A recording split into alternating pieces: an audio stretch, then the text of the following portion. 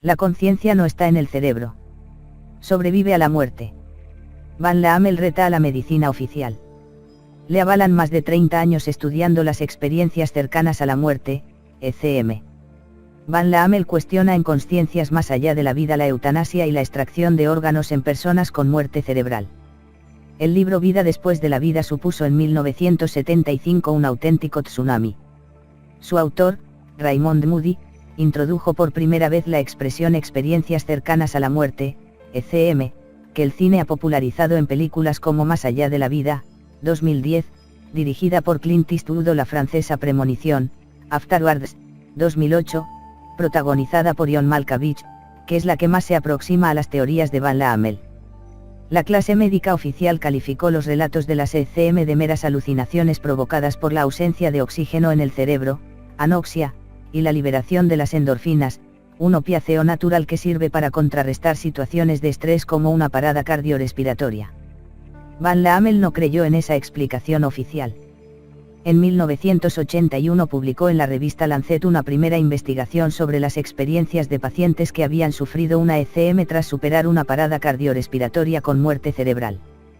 Más de 30 años después, dedicados al estudio de los ECM, se publica en España Consciencia más allá de la vida, escrito por este cardiólogo holandés. No te deja indiferente. La última frontera. Van Laamel nos ofrece un dato desconcertante. Solo un 18% de los pacientes con encefalograma plano sufren una ECM. No son meras alucinaciones. Ni intervienen las endorfinas. El regreso siempre es abrupto y doloroso. Hay más. No se pierde la identidad propia. Además ven y escuchan todo lo que ocurre a su alrededor, pese a estar en otro estado, sin tiempo ni espacio. Asegura una paciente que se iba deslizando hacia las profundidades de otro estado de conciencia. Por decirlo de algún modo, su conciencia viajaba mientras su cuerpo permanecía inmóvil sobre la cama. Podía ver su cuerpo, no sentirlo. Los que experimentan una ECM constatan la existencia de una última frontera, más allá de la cual llegaba la muerte, el viaje sin retorno. Así lo experimentó un joven, completamente sordo, que casi se ahoga a los 10 años. Entonces alcancé la frontera. A pesar de tener 10 años, no necesité más explicaciones. Sencillamente comprendí que nunca podría volver si cruzaba aquel límite. Pero algunos de mis antepasados estaban al otro lado, llamando mi atención, porque se comunicaban conmigo mediante una especie de telepatía. ¿Dónde está esa frontera entre la vida y la muerte? Hasta ahora se distinguía la llamada muerte clínica, cese de la respiración y de la actividad cardíaca, de la muerte biológica, en la cual el cerebro pierde las funciones de forma irreversible sin posibilidad de reanimación. Van Laamel pide revisar estos conceptos admitidos por la medicina oficial. Los regresados. Estas experiencias cercanas a la muerte se producían en el pasado. El psicoanalista Gustav Jung sufrió una ECM. Son experiencias que han aumentado con los avances médicos de resucitación. Las ECM no dependen de factores como la religión, la raza, el sexo o la cultura. Los niños también sufren las ECM. Cuando tenía 5 años contraje meningitis y entré en coma.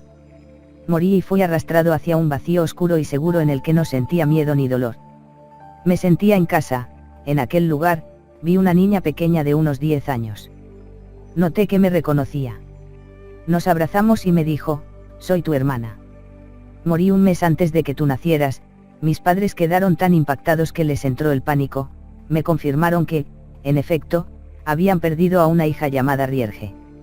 Habían decidido no decírnoslo ni a mí ni a mi hermano hasta que fuéramos lo suficientemente mayores para entender el significado de la vida y la muerte. Además de estos encuentros, los regresados se ven rodeados por una luz inexplicable tras un largo túnel.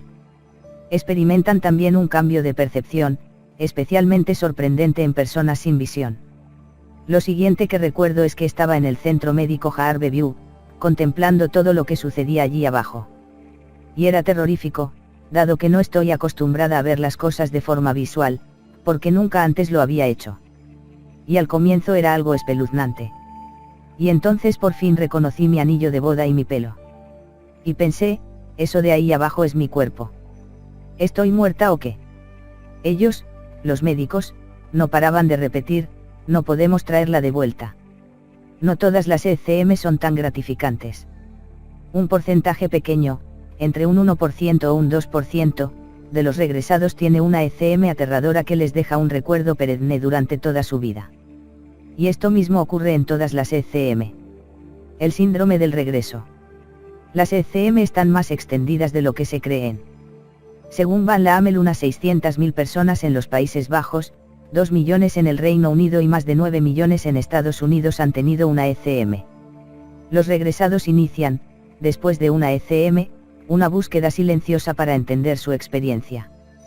Cuando regresé de aquel mundo maravilloso, de aquella experiencia fascinante, el recibimiento que se me dio aquí, en este mundo, fue frío, gélido, y sobre todo desprovisto de amor, aseguró una mujer que sufrió una ECM tras graves complicaciones en el parto.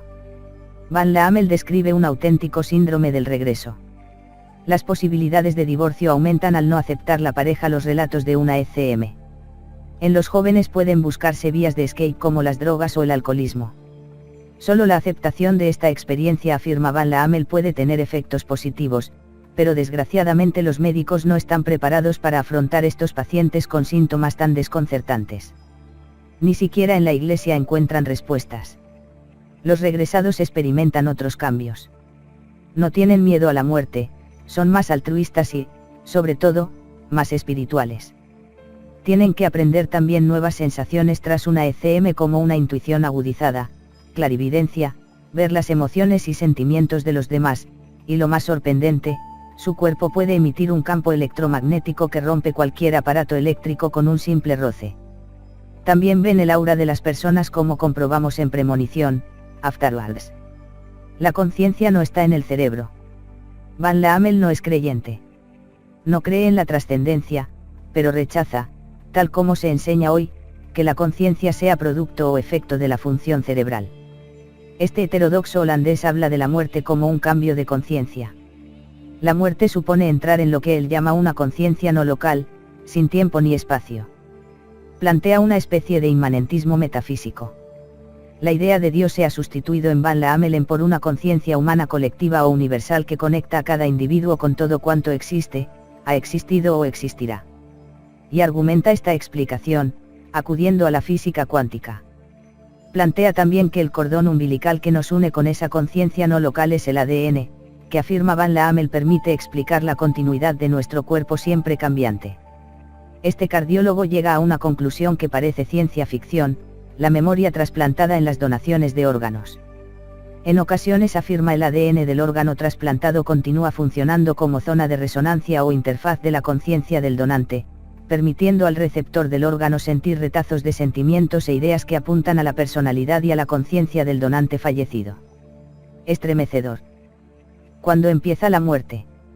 Las ECM rompen los viejos prejuicios sobre la muerte. Es la propuesta de este médico contracorriente que cuestiona la extracción de órganos en donantes cerebralmente muertos. ¿Equivale la muerte cerebral a la muerte?, se pregunta este cardiólogo holandés, que nos revela un dato estremecedor. La mayoría de la gente ignora que la extracción de órganos de un paciente muerto a menudo requiere la administración de anestesia general, a causa del llamado síndrome de Lázaro, reflejos violentos del donante cuya muerte se ha certificado. También cuestiona la eutanasia, legal en Holanda desde 2001. Podría cambiar la actitud de los pacientes, su deseo de solicitar la eutanasia o un suicidio asistido, si se dieran cuenta de que la conciencia sobrevive a la muerte porque no tiene principio ni fin. A Pim Van Laamel no es fácil callarle. Es un científico atípico dispuesto a intervenir en programas de TV y a ser entrevistado en prensa y también en televisión. También tiene su propia web, donde recibe cartas como estas de personas que han sufrido una ECM. En cualquier caso, para mí, personalmente, esta experiencia ha sido decisiva para convencerme de que la conciencia perdura más allá de la tumba. Lo muerto ha resultado no estarlo, sino ser otra forma de vida. Madurar es liberar la conciencia de la edad. He tratado a jóvenes con experiencias después de la muerte más maduros que yo. Mi padre era neurólogo y yo quise ser físico, ahora estudio física cuántica para entender qué sucede tras la muerte. La fe es otro camino a la verdad. Cuando enseñaba cardiología en el hospital de Arnhem con 800 camas, ya investigaba cómo algunos pacientes, tras infarto y muerte clínica, volvían a vivir. Hasta que en 1986 leí el testimonio de un estudiante de medicina, George Ritchie, que resucitó tras 9 minutos de muerte clínica. Me impresionó tanto que empecé a estudiar en profundidad esos casos. En 1988 ya tenía 12 episodios incuestionables y creé una red de investigación con otros 10 hospitales holandeses. Iniciamos un estudio clínico prospectivo de 344 pacientes, que publicó The Lancet, 2001. ¿Qué hemos aprendido desde el 2001? Tenemos más preguntas, además de la clásica, si la conciencia es un mero producto del cerebro, ¿cómo puede sobrevivir y explicar la experiencia de la muerte? ¿Qué dice la ortodoxia médica? Que se trata de meras alucinaciones causadas por la anoxia, carencia de oxígeno. Si la causa fuera la anoxia, todos los que vuelven a la vida tras la muerte tendrían ECM, porque todos la sufren, pero, en cambio, solo el 18% tiene esas experiencias. Coinciden en hablar de recuerdos, cognición y emociones y mantienen la identidad, un punto crucial, porque el ego es el enlace entre la conciencia y el cuerpo. Luces, voces, su vida en un instante. Las han experimentado miles de personas, pero no todos las explican por temor a ser tachados de lunáticos o porque creen que las causan la medicación o la enfermedad. Todos experimentan lo mismo. No todos experimentan todo, pero todos citan algunas experiencias recurrentes que coinciden en un cruce espacio-temporal. Es la revisión de la vida pasada, pero también la futura y presente. Algunos, al volver, anticipan sucesos y reinterpretan los ya pasados, así que suelen cambiar de pareja, de trabajo, de existencia, porque han contemplado su vida en conjunto durante su EDM. ¿Cómo son esas visiones? Inefables, a menudo el lenguaje carece de términos para explicarlas. Una EDM de 3 minutos puede requerir semanas de testimonio en el que no se repite un solo episodio. El tiempo, como le decía, transcurre de un modo único en síntesis con el espacio y una constelación de familiares y afectos. Por ejemplo, un paciente refiere cómo en su EDM había visto a un señor desconocido sonriéndole. 10 años después, su madre agonizante le reveló que él era hijo de una relación extramarital y le mostró una fotografía de su padre biológico, asesinado en un campo de concentración. Era aquel señor sonriente. ¿Cómo se sabe que esos pacientes clínicamente muertos siguen conscientes? Lo prueban cientos de casos.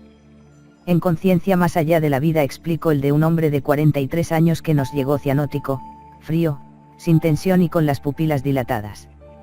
La enfermera le extrajo la dentadura postiza y la depositó en un cajón. Resucitó inexplicablemente tras un largo coma y preguntó por sus dientes. Si estás vivo, resultan muy útiles. Reconoció, al verla, a la enfermera y le pidió que se los devolviera.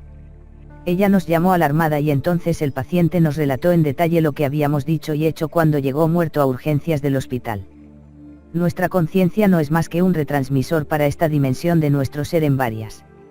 Es como una radio que, mientras vivimos aquí, sintoniza con este universo. Nuestra muerte solo es un cambio de conciencia, una transición. Solo morimos en una dimensión para pasar a otras. Es física cuántica. Yo no soy creyente. Muchas religiones se han acercado a esa realidad con técnicas de paso entre esas dimensiones, como la meditación o el misticismo. Estudio casos, me consultan decenas cada día y las experiencias son recurrentes y concurrentes, confluyen tiempo pasado, presente y futuro, tienen visiones y espacio en sensación de unidad. Y esos testimonios de cada día coinciden con los relatos de la mística y las visiones de profetas, gurús y santos desde hace siglos. Todo está conectado. Ven la luz, los niños me cuentan que un ángel, los ateos hablan de una energía y los creyentes, de Dios. Todos se refieren a lo mismo y que en ellos se sienten integrados. ¿Por qué la ciencia lo ignora? Hasta ahora, la mecánica cuántica demuestra que la luz consta de partículas que al mismo tiempo son ondas. Creo que nuestra conciencia las retransmite dependiendo del estado del observador. La experiencia de lo objetivo, al fin, depende de tu estado subjetivo. Así que, desde los gurús milenarios hasta los físicos cuánticos, cuando asumes tu transición sin miedo experimentas un anticipo de esa sensación de plenitud.